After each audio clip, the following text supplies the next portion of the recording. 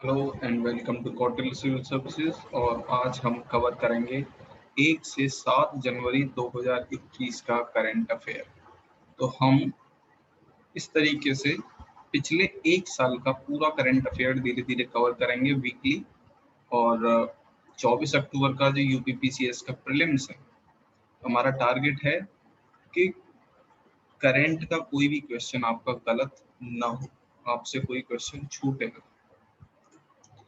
शुरू करते हैं। बहुत ही डिटेल्ड कवरेज है तो आराम से देखिएगा, एक एक चीज इंपॉर्टेंट है।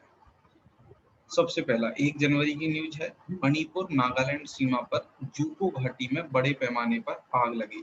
काफी दिन तक ये आग लगी रही थी वहां के जंगलों में, वहां की पहाड़ियों पर जो जंगल हैं, जूको वैली। तो ये महत्वपूर्ण है। कहाँ है जूको वैली? मणिपुर और नागालैंड की सीमा पर। अभी हम मैप भी देखेंगे इसका, तो इसके बारे में थोड़ा डिटेल में देखते हैं कि भारत में जंगल की आग का पता लगाने में मोदीज एंड VIIRS इसकी भूमिका होती है। क्या है ये? इनकी फुल फॉर्म क्या है? मोदीज का मतलब है मॉडरेट रिजोल्यूशन इमेजिंग स्पेक्ट्रोमीटर, और ये नासा का उपकरण है। इसके अलावा VIIRS की फुल फॉर्म है visible infrared imaging radiometer suite. इन दोनों उपकरणों से हमें जंगल की आग के बारे में पता लगता है। ये कहाँ लगे हुए हैं? नासा के 2 उपग्रह हैं, टेरा और एक्वा। वहां पर ये मोदीस नाम का उपकरण लगा हुआ है जो कि हमें जंगल की आग के बारे में बताता है। और VIIRS जो है वो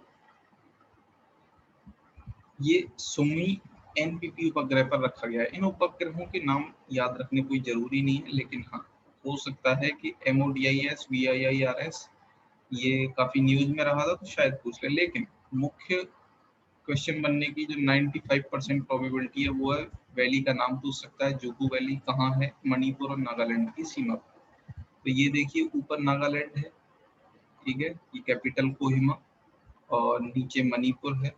इनके बॉर्डर पर इनके बॉर्डर पर ये देखिए बिल्कुल ग्रीन कलर का जूकू वैली, ठीक है। और ये कई बार इसकी अ, जो ट्राइब्स यहाँ पर हैं वो भी आपस में लड़ती हैं कि ये नागालैंड में है या मणिपुर में है। इस तरीके से विवाद रहता है इस वैली को लेकर। नेक्स्ट न्यूज थी राजस्थान में एवियन फ्लू की दस्तक। तो एवियन फ्लू क्या है? अच्छा, एवियन फ्लू भी कई वैरायटी का होता है। ये जो न्यूज में था ये वाला था H5N8। सबसे पहली खबर कहाँ से आई थी? राजस्थान के झालावाड़ शहर में बर्ड फ्लू के वजह से 50 कौवे मर गए थे। क्या है एवियन इन्फ्लुएंजा? ये टाइप ए वायरस है। सबसे पहली बात, ये वायरस है टाइप ए, और ये ज्यादातर जलीय पक्षियों में पाया जाता है। मतलब जलीय पक्षियों में होता ही है, और वहां से ये संक्रमित होता है। बाकी जैसे मुर्गे में और बाकी पक्षियों में, जानवरों में। और एक एवियन इन्फ्लुएंजा होता है, उसका टाइप है H5N1। ये इंसानों को भी संक्रमित कर देता है। ये वाला नहीं करता, बहुत रेयर चांस है, ऐसा कुछ पाया नहीं गया अभी तक। लेकिन H5N1 मनुष्यों को भी संक्रमित कर देता है। और ये इस तरीके का पहला एवियन इन्फ्लुएंजा था जो ह्यूमन पर भी पाया जाता था। नाम से पता लग रहा है एवियन इन्फ्लुएंजा, तो ह्यूमंस को ज्यादा फर्क नहीं पड़ता। और पहला संक्रमण का केस हांगकांग में 1997 में आया था। और सितंबर 2019 में WHO ने भारत को इन्फ्लुएंजा वायरस से मुक्त कर दिया था। ये वाला जो इन्फ्लुएंजा वायरस था H5N1। लेकिन अब जो है दूसरा प्रकोप शुरू हो गया था कुछ ही महीनों के बाद। बाकी दिसंबर 2019 में एक बीमारी आई थी एवियन बोटुलिज्म। इसकी वजह से सांभर झील, ये भी राजस्थान में 18,000 पक्षी मारे गए थे। और इसकी वजह से जो नर्वस सिस्टम होता था पक्षियों का वो बेकार हो गया था।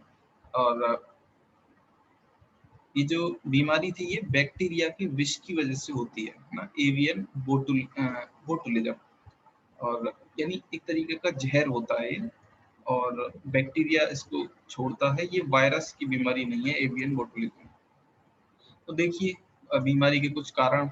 तो विदेशी पक्षी जिस तरीके से भारत में आते हैं वो भी एक कारण बताया गया। और भारत में लगभग 370 तरीके के पक्षी आते हैं, माइग्रेटरी बर्ड्स। और 310 जो हैं वो वेटलैंड में पहुंचते हैं, बाकी अलग अलग इलाकों में पहुंचते हैं। और दुनिया में इस तरीके के 9 फ्लाईवे हैं जिनसे होकर पक्षी निकलते हैं। और फ्लाईवे कहते किसको हैं? फ्लाईवे वो ज्योग्राफिकल क्षेत्र है जहाँ पे कि एक या एक से ज्यादा माइग्रेटरी स्पीसीज साल में एक बार ब्रीडिंग करने, मोल्टिंग, स्टेजिंग या किसी न किसी फेज में वो पहुंचती हैं। तो नॉर्दर्न मोस्ट कौन सा है इलाका? साइबेरिया। साइबेरिया से भी हमारे यहाँ पे पक्षी आते हैं। और इंडिया किस में फॉल करता है? जैसे 9 फ्लाईवे हैं तो हम फॉल करते हैं सेंट्रल एशियन फ्लाईवे में, ठीक है। और सेंट्रल एशियन फ्लाईवे में 30 कंट्री आती है ना। तो साइबेरिया से शुरू होके और नीचे इंडिया तक ये पहुंचता है, मालदीव्स तक भी जाता है। इसके अलावा अगली खबर, केंद्र सरकार ने 1 जनवरी 2021 से कहा था कि हम फास्टैग को शुरू कर देंगे, अनिवार्य बना देंगे। लेकिन अब उस डेट को बढ़ा के कर दिया गया था 15 फरवरी 2021। तो फाइनली क्वेश्चन आ सकता है कि किस डेट से भारत में अनिवार्य कर दिया गया फास्टैग? तो डेट थी 15 फरवरी 2021। अगली खबर अफस्पा से जुड़ी हुई है, arm force special powers act. ये न्यूज में रहा था, क्यों? क्योंकि केंद्र सरकार ने नागालैंड को अशांत क्षेत्र घोषित कर दिया फिर दोबारा, और 6 महीने के लिए वहां पर एएफएसपीए को एक्सटेंड कर दिया, पहले से लगा हुआ था। क्या है एएफएसपीए? 1958 में पहली बार ये लागू किया गया। और जो भी अशांत क्षेत्र होते हैं जहाँ रिलीजन के बेसिस पे या फिर किसी सेक्टेरियन कोई क्लेशेस चल रहे हों, भाषा के ऊपर कोई लड़ाई चल रही हो, दो समुदायों में कोई लड़ाई चल रही हो, तो इस तरह के क्षेत्र को राज्य या केंद्र सरकार अशांत घोषित कर सकता है। सेक्शन 3 है इस कानून का और उसके थ्रू ये किया जाता है। तो जो राज्यपाल होता है उस प्रदेश का, वो अधिसूचना जारी करता है और इसके बाद केंद्र के पास नागरिकों की सहायता के लिए सशस्त्र बल भेजने की शक्ति होती है। यदि किसी क्षेत्र को अशांत घोषित किया जाता है तो कम से कम 3 महीने के लिए किया जाता है, यहाँ पर 6 महीने के लिए किया गया है। तो विशेष शक्ति जो मिलती है कि केंद्रीय पुलिस बल या सशस्त्र बल जो है वो उग्रवादियों द्वारा इस्तेमाल की जा रही संपत्ति या घर को नष्ट कर सकते हैं, छानबीन कर सकते हैं, गोली मारने का भी अधिकार मिला हुआ है। दुर्भावनापूर्ण और महत्वहीन मुकदमे से भी सुरक्षा दी गई है। अभी फिलहाल कहाँ कहाँ लागू है? असम में लागू है, नागालैंड में है, अरुणाचल प्रदेश में केवल तिरप, चांगलांग और लांगडिंग जिलों में, और असम के साथ जो 20 किलोमीटर की सीमा है वहां पर। मणिपुर में ये कहाँ कहाँ लागू है? इम्फाल नगर पालिका क्षेत्र के अतिरिक्त बाकी मणिपुर में ये लागू है। और मेघालय में ये असम के साथ जो 20 किलोमीटर की सीमा लगी हुई है केवल वहीं तक सीमित है, इसके अलावा जम्मू कश्मीर। अगली खबर, भारत और पाकिस्तान ने परमाणु ठिकानों की सूची का आदान प्रदान किया। ये हर वर्ष 1 जनवरी को किया ही जाता है ना।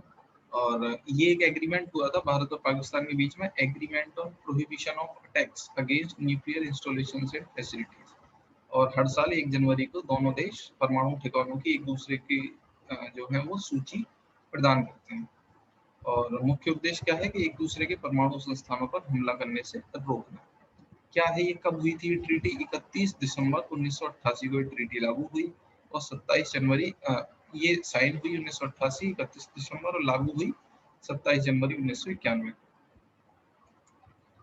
नेक्स्ट, CDSCO यानी central drug standard control organisation, इसकी एक विशेषज्ञ समिति बनाई गई थी। उन्होंने क्या कहा था कि ऑक्सफोर्ड एस्ट्राजेनेका की वैक्सीन कोविशील्ड की अनुशंसा आपातकालीन उपयोग के लिए कर दी थी इन्होंने। कब? 1 जनवरी को। ये पहला ऐसा वैक्सीन बना जिसको भारत में मंजूरी दी गई थी। तो कौन सा पहला वैक्सीन था जो भारत में मंजूरी दी थी? कोविशील्ड। और किसने दी थी? CDSCO। CDSCO की full form central drug standard control organisation. और कौन बना रहा है इसको? सीरम इंस्टीट्यूट, आपको पता ही होगा। ऑक्सफोर्ड वैक्सीन फाइजर वैक्सीन से बेहतर क्यों है? ये काफी न्यूज में रहा था तो ये भी पता होना चाहिए। सबसे पहली बात, ये जो फाइजर की वैक्सीन है वो बहुत कम टेम्परेचर उसे चाहिए, -20 से -80 डिग्री सेल्सियस। और जबकि जो ऑक्सफोर्ड की वैक्सीन है कोविशील्ड, ये 2 से 8 डिग्री सेल्सियस पर रेफ्रिजरेट की जाती है। फाइजर के लिए आपको हमेशा थर्मल शेपर चाहिए और सूखी बर्फ चाहिए, और लेकिन इसके लिए इस तरीके का कोई बहुत ज्यादा कोई इस तरीके का इंस्ट्रूमेंट नहीं चाहिए। नेक्स्ट क्या है? ऑक्सफोर्ड जो है आधी खुराक में ही काम चल जाता है। और जबकि जो फाइजर है उसको डबल खुराक देनी होती है। नेक्स्ट, जीएसटी का जो राजस्व था वो दिसंबर 2020 में बहुत ही अनप्रेसिडेंटेडली बढ़ के आया 1,15,174 करोड़ रुपए। तो ये न्यूज क्यों बन सकती है? क्योंकि पिछले 21 महीनों में सबसे अधिक वृद्धि थी, है ना, वो भी कोरोना के टाइम पर। तो पिछले वित्त वर्ष की इसी अवधि के मुकाबले इस वर्ष का जीएसटी 12% अधिक था, इसलिए ये न्यूज बन सकती थी। और जीएसटी काउंसिल क्या होता है आपको पता ही है। जीएसटी काउंसिल जो है जीएसटी का कर निर्धारण करने के लिए ये सबसे बड़ी नीति निर्माता संगठन है और यही सारे टैक्सेस डिटरमाइन करती है। केंद्रीय वित्त मंत्री इसके हेड होते हैं और एक कॉन्स्टिट्यूशनल बॉडी है। बाकी इसमें मेंबर होते हैं स्टेट के जो फाइनेंस मिनिस्टर्स होते हैं, है ना, और जो निर्णय लिए जाते हैं वो 3/4 बहुमत से लिए जाते हैं और इसमें 1/4 जो मत होता है वो केंद्र सरकार का होता है, बाकी जो 2/4 होता है वो स्टेट गवर्नमेंट का होता है। नेक्स्ट, ये इंपॉर्टेंट न्यूज है, रक्षा मंत्रालय ने 10 Linux U2 fire control system की खरीद के लिए BEL यानी भारत इलेक्ट्रॉनिक्स लिमिटेड के साथ अनुबंध पर हस्ताक्षर किए हैं। तो ये पता होना चाहिए आपको। और ये क्या है? फायर कंट्रोल सिस्टम है। लिनक्स U2 पूछ लिया जाए क्या है, तो ये फायर कंट्रोल सिस्टम है और ये समुद्र की अव्यवस्था के बीच लक्ष्यों को ट्रैक करने और नष्ट करने के लिए बनाया गया है। हवा और सतह के लक्ष्यों को सटीक रूप से ट्रैक कर सकता है ना। कौन बना रहा है? BEL, Bharat electronics limited. क्या है BEL? भारत सरकार की एक PSU है और एरोस्पेस और रक्षा के क्षेत्र में काम करती है। नवरत्न कंपनी है और इसका हेड ऑफिस बेंगलुरु में है। ये है आपका लिनक्स, ना, Linux fire U2 fire control system. ये ट्रैक करता है अगर कोई हमला हुआ है ना, किसी तरह का कोई गन फायर हुआ है ना, गोलियां चल रही हैं और उसको ट्रैक करता है और बीच में उसको रोक देता है। गोलियां चलाता नहीं है, रोकता है केवल। नेक्स्ट, भारत और ADB ने असम में बिजली उत्पादन क्षमता बढ़ाने के लिए कोई समझौता किया है। कितने बिलियन डॉलर का है वो जरूरी नहीं है, कहाँ किया है? असम। और असम में भी कहाँ पर? कोपली नदी पर। कोपली नदी कहाँ बहती है? असम में। तो थोड़ा एशियन डेवलपमेंट बैंक के बारे में भी जान लेते हैं। क्षेत्रीय विकास बैंक है और बेसिकली एशिया में ही काम करता है, सोशल और जो इकोनॉमिकल डेवलपमेंट है उसके लिए। 1966 से काम कर रहा है और इसका हेड ऑफिस मनीला फिलीपींस में है। 68 मेंबर हैं इसके, जिनमें से 48 एशिया में है और बाकी 19 जो है अलग अलग क्षेत्रों से। नेक्स्ट, एक नियुक्ति हुई है रेलवे बोर्ड के चेयरमैन और CEO कौन बनने हैं इस समय? सुनीत शर्मा। पूछे जा सकते हैं, है ना, क्योंकि बड़ी नियुक्तियां जो होती हैं वो पूछ ली जाती हैं। नेक्स्ट, संयुक्त राष्ट्र सुरक्षा परिषद में भारत का 8वां कार्यकाल शुरू हुआ है। कब से? 1 जनवरी 2021 से 8वां कार्यकाल। भारत को कितने वोट मिले थे? 192 वोट वैध थे, जिनमें से 184 भारत को मिले और ये अपने आप में एक इम्पोर्टेंट खबर थी। नेक्स्ट, एक और नियुक्ति, सेल की पहली महिला चेयरपर्सन। देखो, पहली महिला चेयरपर्सन बनी है इतने सालों में, तो ये अपने आप इम्पोर्टेंट न्यूज हो जाती है। नाम क्या है इनका? Soma Mandal, SAIL, Steel Authority of India Limited. Next, एक इंडेक्स बनाई है RBI ने, पहली बार लॉन्च की है, डिजिटल पेमेंट इंडेक्स, यानी कितना ज्यादा डिजिटल पेमेंट बढ़ रहा है, तो वो सब मापा जाएगा। तो इसके 5 पहलू हैं, 5 पैरामीटर्स: भुगतान इनेबलर, भुगतान अवसंरचना मांग पक्षकारक, भुगतान अवसंरचना आपूर्ति पक्षकारक, ये पता होना चाहिए। भुगतान प्रदर्शन, क्योंकि इसकी जो कंट्रीब्यूशन है वो हाईएस्ट है, भुगतान प्रदर्शन। RBI के डिजिटल पेमेंट इंडेक्स का आधार वर्ष क्या है? 2018, ठीक है। और कब जारी किया गया था ये? मार्च 2021 से अर्धवार्षिक आधार पर डिजिटल पेमेंट इंडेक्स प्रकाशित किया जाएगा। मार्च 2021 से अर्धवार्षिक आधार पर 6 महीने में एक बार ये जारी किया जाया करेगा। ये है payment enabler, payment infrastructure, demand side payment infrastructure, supply side payment performance और कंज्यूमर सेंट्रिसिटी, ये 5 इसके पिलर हैं। नेक्स्ट, केंद्र सरकार के कृषि कानूनों के खिलाफ केरल विधानसभा ने प्रस्ताव पारित किया। तो ये पूछा जा सकता है कि किस स्टेट गवर्नमेंट ने केंद्र सरकार के कृषि कानूनों के खिलाफ अपने लेजिस्लेटिव असेंबली में प्रस्ताव पारित किया, तो वो स्टेट है केरल। नेक्स्ट, IOSCA में शामिल हुआ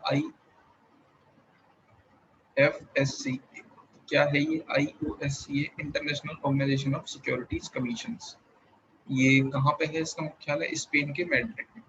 और इसका काम क्या है? प्रतिभूति बाजारों को मजबूत करने के उद्देश्य से मानकों को स्थापित करने के लिए वित्तीय स्थिरता बोर्ड और G20 के साथ मिलकर काम करता है। तो ये क्या है? अंतरराष्ट्रीय वित्तीय सेवा केंद्र प्राधिकरण। तो इसमें 9 मेंबर हैं, ठीक है, और भारत सरकार ही इन्हें नियुक्त करता है। तो और ये 3 वर्ष के लिए नियुक्त किए जाते हैं, है ना। और इसमें जो अध्यक्ष है वो वित्त मंत्रालय के 2 सदस्य होते हैं। RBI, सेबी, IRDA, PFRDA के एक सदस्य होते हैं। खोज समिति की सिफारिश के आधार पर 2 सदस्य शामिल होते हैं, ठीक है। तो ये है IFSCA। IFSC क्या? अंतरराष्ट्रीय वित्तीय सेवा केंद्र। ये कॉर्पोरेट्स, व्यक्तियों और सरकारों को फंड जुटाने की सेवाएं प्रदान करता है। वैश्विक कर प्रबंधन, धन प्रबंधन, विलय, जोखिम प्रबंधन, संचालन आदि पर भी फोकस करता है। ये इम्पोर्टेंट है। उत्तर प्रदेश सरकार का किसान कल्याण मिशन क्या है? ये मुख्य उद्देश्य किसानों की आय को दोगुना करना, ठीक है। और ये सभी विधानसभा क्षेत्रों में लागू किया गया और अलग अलग कार्यक्रम किए गए किसानों को जागरूक करने के लिए, है ना। कृषि और उससे संबंधित क्षेत्रों की प्रदर्शनी लगाई गई। MSME क्षेत्र की इकाइयों और आजीविका मिशन के उत्पाद भी इसमें शामिल किए गए, है ना। तो बेसिकली इसका मुख्य उद्देश्य था किसानों की आय को दोगुना करना। एक और योजना है रेमिशन of duties and taxes on export duties. क्या है ये? इसके अंतर्गत अंतरराष्ट्रीय बाजारों में भारत के निर्यात को बढ़ावा देने के लिए ये योजना रखी गई थी कि जो हमारे एक्सपोर्ट हैं वो बढ़े। तो जो केंद्रीय, राज्य और स्थानीय स्तर पर कर शुल्क की प्रतिपूर्ति के लिए एक तंत्र बनाया जाएगा, है ना। और पहले एक योजना चलती थी merchandise exports from India scheme. इसके स्थान पर ये स्कीम लाई गई है। और ये जो पुरानी स्कीम थी इसको भारत में उत्पादित वस्तुओं के निर्यात में शामिल बुनियादी सुविधाओं और संबंधित लागतों की भरपाई के लिए पेश किया गया था। और लेकिन ये जो योजना थी WTO के अनुकूल नहीं थी, वर्ल्ड ट्रेड ऑर्गेनाइजेशन के, इसलिए ये नई योजना लाई गई है। तो क्या क्या लाभ होंगे? सबसे पहली बात कि जो हमारे एक्सपोर्ट होंगे वो वर्ल्ड स्टैंडर्ड के होंगे, है ना, कि दुनिया में कहीं सामान जाए तो रिजेक्ट ना हो। और इसमें जो है क्या है कि जो इनपुट टैक्स क्रेडिट है ना, वो व्यापारियों को मिला करेगा। नेक्स्ट बड़ी न्यूज, मुकेश अंबानी को पछाड़कर चीन के जोंग शान शान एशिया के सबसे धनी व्यक्ति बने। ये पूछ ली जाती है ना। कोई भी इस तरीके की खबर होती है कि लिस्ट में सबसे ऊपर कौन है ना, तो बड़ा फेरबदल होता है तो पूछ लिया जाता है। UPPCS का ये एक ट्रेंड है। तो जोंग शान शान कहाँ के हैं? चीन के हैं। क्या बेचते हैं ये? पानी की एक कंपनी है जिसका नाम है नोंगफू स्प्रिंग।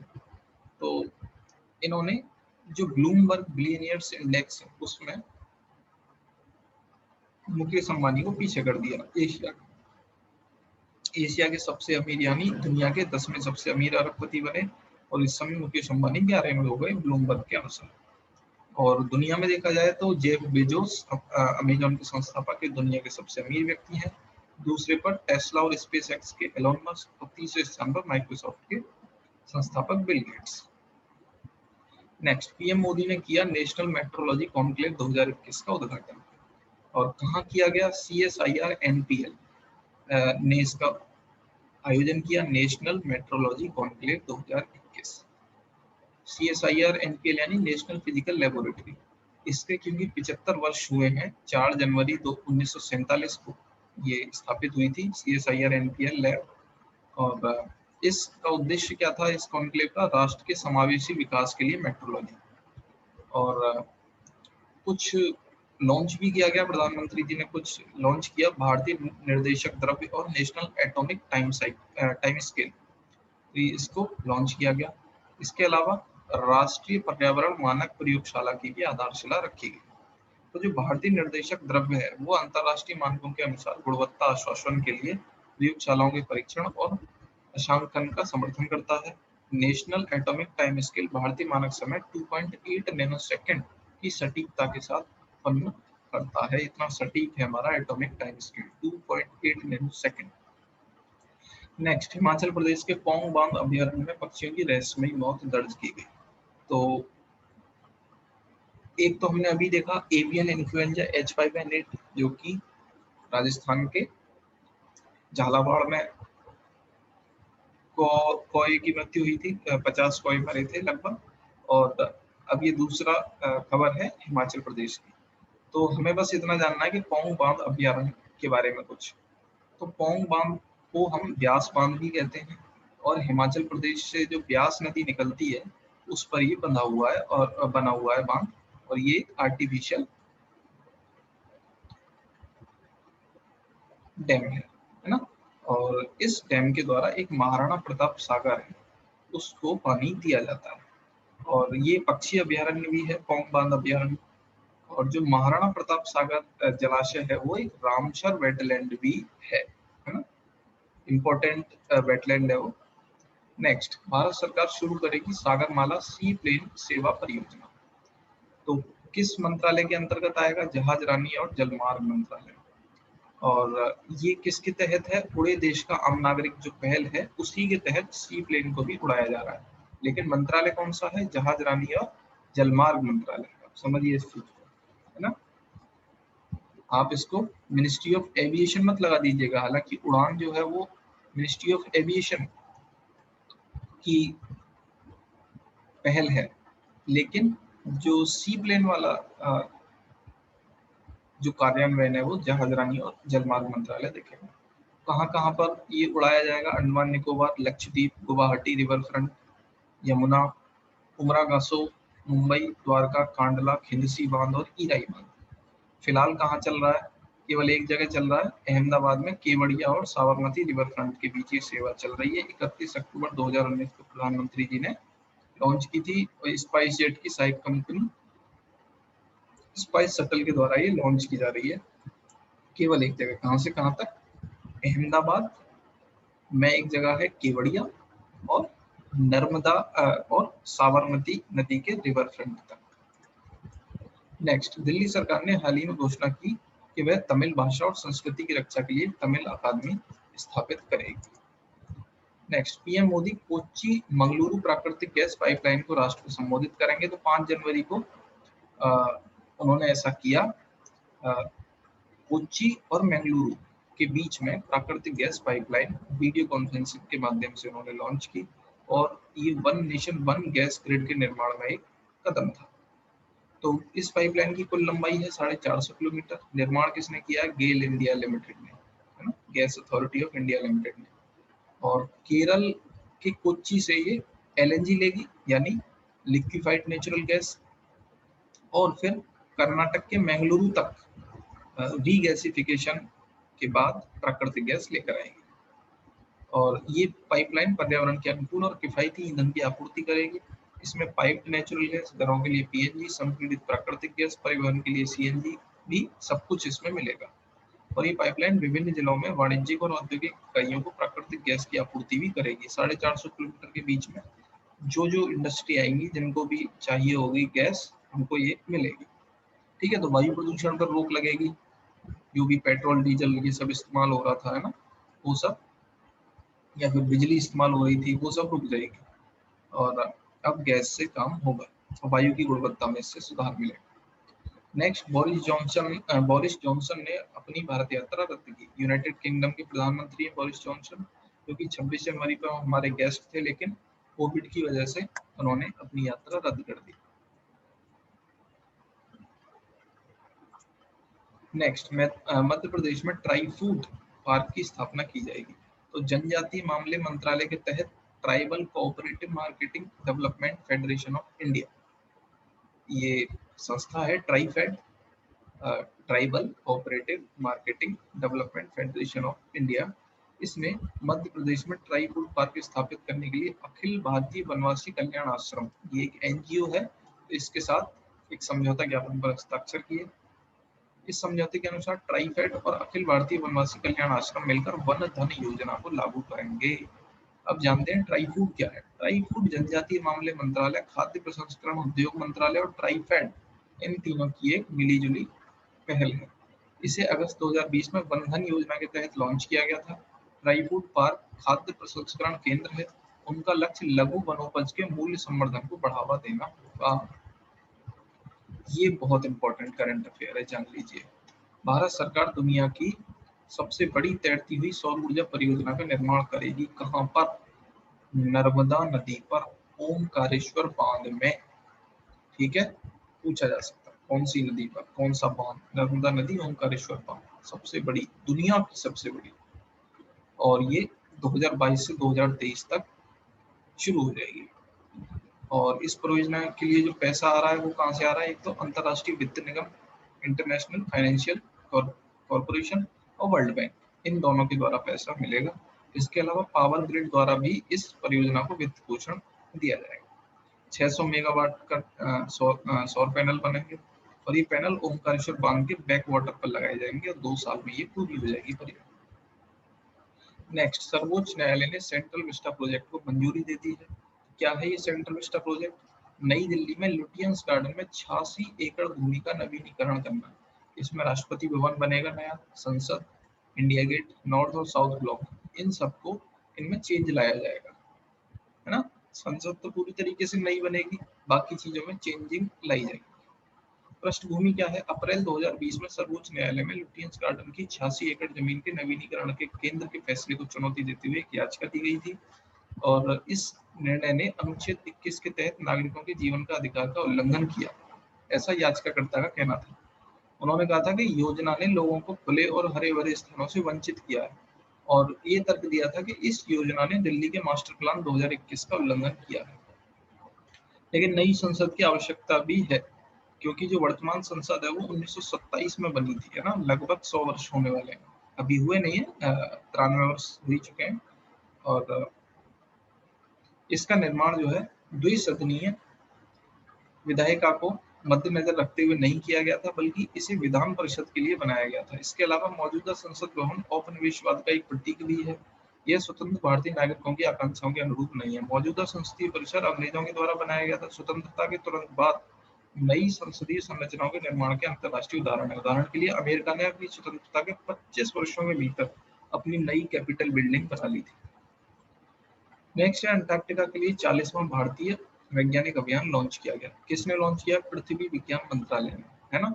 इस अभियान के लिए ice class vessel MV Vasily Golovin को तैनात किया गया। ठीक है, 40 सदस्यों की एक टीम अंटार्कटिका जाएगी और सबसे पहली बार 1981 में दक्षिण गंगोत्री को स्थापित किया था हमने और 1983 में बना था ये, 1981 में हमने लॉन्च किया था यहाँ से, लेकिन बनकर तैयार हुआ 83 में। और इसने खुदाई शुरू की 1989 में और फिर मैत्री भेजा, दूसरा स्थायी बेस, ये वहाँ प्रियदर्शनी झील है एक अंटार्कटिका में, उसके करीब है। फिर उसके बाद हमने भारती भेजा 2015 में और ये उपमहाद्वीप के 120 मिलियन वर्ष पुराने प्राचीन इतिहास को प्रकट करने के लिए कॉन्टिनेंटल ब्रेकअप के साक्ष्य एकत्र कर रहा है। अंटार्कटिका में भारतीय अनुसंधान बेस स्टेशनों का प्रबंधन गोवा में स्थित ध्रुवीय और महासागर अनुसंधान के लिए राष्ट्रीय केंद्र करता है। ये अंटार्कटिका संधि क्या है? 1961 में हस्ताक्षर हुए थे, इसमें 54 मेंबर है और ये हाथियार नियंत्रण की एक संधि है जिसे शीत युद्ध के दौरान हस्ताक्षर किया गया था। अंटार्कटिक संधि पर हस्ताक्षर करने के बाद 1981 में भारतीय अंटार्कटिक कार्यक्रम शुरू किया गया। नेक्स्ट है, डेल और स्वास्थ्य मंत्रालय ने health care mobile app launch किया, है ना। और इसका काम क्या है? जो हमारे प्राइमरी हेल्थ सेंटर है उसमें गैर संचारी रोगों के प्रबंधन के लिए ये मोबाइल ऐप लॉन्च किया गया। और किस किस ने मिलकर बनाया? टाटा ट्रस्ट, स्वास्थ्य व परिवार कल्याण मंत्रालय। और नई जो ऐप है वो मौजूदा NCDIT प्रणाली को और मजबूत करेगी। विश्व बैंक ने जारी की वैश्विक आर्थिक संभावना रिपोर्ट। वैश्विक आर्थिक संभावना रिपोर्ट यानी ग्लोबल इकोनॉमिक प्रोस्पेक्ट रिपोर्ट। तो सबसे पहले तो यही पता होना चाहिए कि कौन जारी करता है ग्लोबल इकोनॉमिक प्रोस्पेक्ट रिपोर्ट। इसे करता है वर्ल्ड बैंक, है ना। क्या है इस रिपोर्ट के अंदर? तो भारतीय अर्थव्यवस्था में 6% तक गिरावट आएगी, ऐसा इसने बोला है 2020-21 में। और 21-22 में फिर हम 5.4% की रिकवरी करेंगे। ठीक है, और दुनिया में जो है वो 4% का विस्तार आएगा। बस इतना ही जान लीजिए, बाकी बस मेन पता होना चाहिए। Global economic prospect report world bank जारी करता है। उजाला और SLNP योजना को 6 साल पूरे हो चुके हैं। उजाला की फुल फॉर्म है Unnat Jyoti by affordable LEDs for all, सबको एलईडी बांटने की योजना है। SLNP क्या है? Street lighting national programme. तो 6 वर्ष पूरे हो चुके हैं। उजाला के तहत EESL ने 69 करोड़ एलईडी बल्ब वितरित किए हैं, है ना, और 1.14 करोड़ एलईडी स्ट्रीट लाइट भी लगाई। तो इससे बिजली की बचत हुई है, निश्चित रूप से कार्बन डाइऑक्साइड कम उत्सर्जित हुई है। SLNP से क्या हुआ है? 1 करोड़ से अधिक एलईडी स्ट्रीट लाइटें स्थापित की गई है ना। और नेक्स्ट है भारत गृह रक्षा नीति। एक नई गृह रक्षा नीति लॉन्च हुई है। IRDAI आग और संबद्ध खतरों में जोखिम को कवर करने वाले मानक उत्पादों को पेश करने जा रहा है। यह नीति standard fire and special perils policy को रिप्लेस करेगी। इसके 3 मुख्य घटक हैं: भारत गृह रक्षा, भारत लघु उद्यम सुरक्षा और भारत सूक्ष्म उद्यम सुरक्षा। यानी इंश्योरेंस से रिलेटेड यह है कि अगर आग लग जाती है तो उसमें जो इंश्योरेंस मिलता है उसमें कुछ नियम में चेंज आया है, बस आपको इतना पता होना चाहिए। और इसके अलावा और प्राकृतिक आपदाएं हैं, चक्रवात, तूफान, सुनामी, है ना, बाढ़, भूकंप, भूस्खलन, इनको भी कवर किया जा रहा है। और अधिकतम 10 लाख रुपए के भवन निर्माण के लिए बीमा राशि का 20% प्रदान करेगी। इतना सब जानने की जरूरत नहीं है, बस आपको ये पता होना चाहिए कि भारत गृह रक्षा नीति IRDAI ने लॉन्च की है। भारत सरकार ने जारी की ड्राफ्ट आर्कटिक नीति। क्या उद्देश्य है? इसका उद्देश्य है कि आर्कटिक संसाधनों का पता लगाया जाए और उनका उपयोग किया जाए। भारत यह सुनिश्चित करेगा कि जो आर्कटिक काउंसिल है उसके नियमों का पालन किया जाए। और 2013 में हम इसके पर्यवेक्षक बने थे, ऑब्जर्वर आर्कटिक काउंसिल के, और पर्यवेक्षक के रूप में इसकी सदस्यता 2018 में अगले 5 वर्षों के लिए हमने नवीनीकृत की गई हमारे लिए। 5 मुख्य स्तंभ क्या हैं आर्कटिक पॉलिसी के? पहला, विज्ञान और अनुसंधान, आर्थिक और मानव विकास, परिवहन और कनेक्टिविटी, राष्ट्रीय क्षमता निर्माण, शासन और अंतर्राष्ट्रीय सहयोग, और पृथ्वी विज्ञान मंत्रालय के तहत संचालित होने वाले national centre for polar and ocean research Arctic policy को लागू करने के लिए नोडल एजेंसी के रूप में काम करेगा। नेक्स्ट है 162 मेडिकल ऑक्सीजन जनरेशन प्लांट्स की स्थापना के लिए PM केयर्स फंड से 201.58 करोड़ रुपए का आवंटन किया गया। तो PM केयर्स फंड की पहले तो आपको फुल फॉर्म पता होना चाहिए: prime ministers citizen assistance and relief in emergency situation. तो PM केयर्स ट्रस्ट ने देश में सार्वजनिक स्वास्थ्य सुविधाओं के लिए अतिरिक्त 162 समर्पित pressure swing adsorption medical oxygen generation plant की स्थापना के लिए पैसे दिए हैं। तो आपको बेसिकली एक आइडिया होना चाहिए कि PM केयर्स फंड ने लगभग कितना करोड़ रुपया दिया है? 201 करोड़ रुपया। ये इंपॉर्टेंट है। PM मोदी ने किया रेवाड़ी मदार फ्रेट कॉरिडोर सेक्शन का उद्घाटन 7 जनवरी को किया। है पश्चिमी समर्पित फ्रेट कॉरिडोर का एक सेक्शन है, यानी जो हमारा डेडिकेटेड वेस्टर्न कॉरिडोर है, तो उसका रेवाड़ी से मदार सेक्शन है, उसको लॉन्च किया गया। पूर्वी और पश्चिमी दोनों समर्पित फ्रेट कॉरिडोर भारत के लिए गेम चेंजर साबित हो सकते हैं, और यह कॉरिडोर देश भर में नए विकास केंद्रों के विकास में मदद करेंगे। तो रेवाड़ी और मदार सेक्शन की जो लंबाई है वो है 306 किलोमीटर, है ना। तो हरियाणा के रेवाड़ी और महेंद्रगढ़ जिलों में ये स्थित है, और लगभग 227 किलोमीटर का जो है वो राजस्थान में है। जयपुर, सीकर, अलवर, ये सब नहीं पता तो कोई समस्या नहीं है, लेकिन ये पता होना चाहिए कि रेवाड़ी मदार जो फ्रेट कॉरिडोर है वो वेस्टर्न डेडिकेटेड कॉरिडोर जो है उसमें आता है। और इसके स्टेशन नहीं पता, कोई दिक्कत नहीं है, स्टेशन से नहीं पूछा जाएगा। और ये काठूबास में कानपुर के कंटेनर डिपो के बेहतर उपयोग में भी मदद करेगा। यह सेक्शन गुजरात में पिपावाव, काडला, दाहेज और मुंद्रा के पश्चिमी बंदरगाहों के साथ निर्बाध कनेक्टिविटी सुनिश्चित करता है। भारत की पहली double stack long haul container train भी लॉन्च की गई।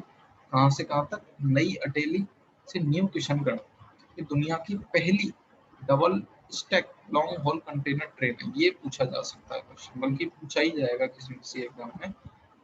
पहली दुनिया की double stack long haul container train है और 7 जनवरी को लॉन्च की गई नई अटेली से लेकर न्यू किशनगढ़, नई अटेली से न्यू किशनगढ़।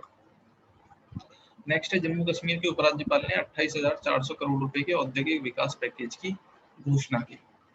तो इसकी रकम पता होना कोई जरूरी नहीं है, लेकिन हाँ एक अंदाजा आपको होना चाहिए कि एक नया औद्योगिक विकास पैकेज कहाँ पे लॉन्च किया गया है, जम्मू कश्मीर में, है ना।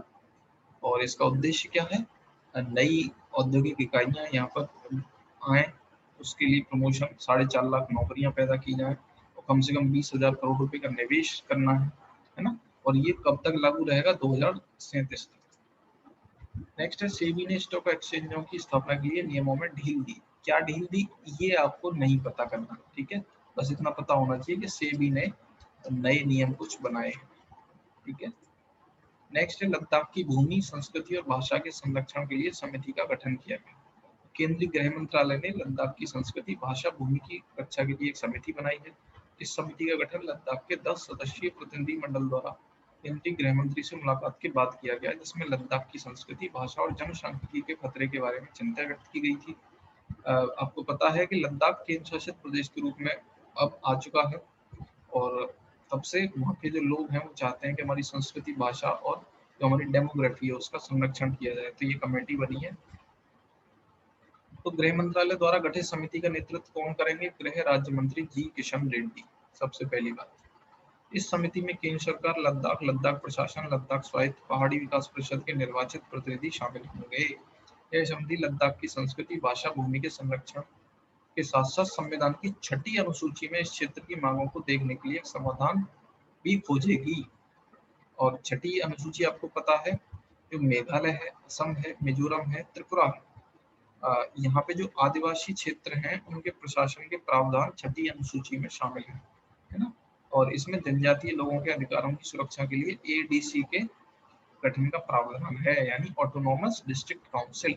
6th शेड्यूल में कौन कौन से स्टेट आ रहे हैं आपको पता होना चाहिए, मेघालय, असम, है ना, मिजोरम, मणिपुर नहीं है ध्यान रखना, त्रिपुरा। आप याद रख सकते हैं ATM स्क्वायर, असम, त्रिपुरा, मिजोरम है, मेघालय, मणिपुर नहीं है। और 2019 में अनुसूचित जनजाति आयोग ने भी संविधान की 6ठी अनुसूची में लद्दाख को शामिल करने की सिफारिश की थी, तो अभी लद्दाख इसमें नहीं है, आप देख सकते हैं। तो जो अनुसूचित जनजाति आयोग है, NCST कमीशन है, 2019 में उन्होंने भी सिफारिश की थी कि लद्दाख को भी शामिल किया जाए। तो ये थे एक सप्ताह के करंट अफेयर। तो हम इसकी क्विज भी लेकर आएंगे, है ना, तो क्विज से एक बार ये फिर रिवाइज हो जाएगा और बाकी हम नेक्स्ट वीक का भी वीडियो लेकर आएंगे बहुत जल्द।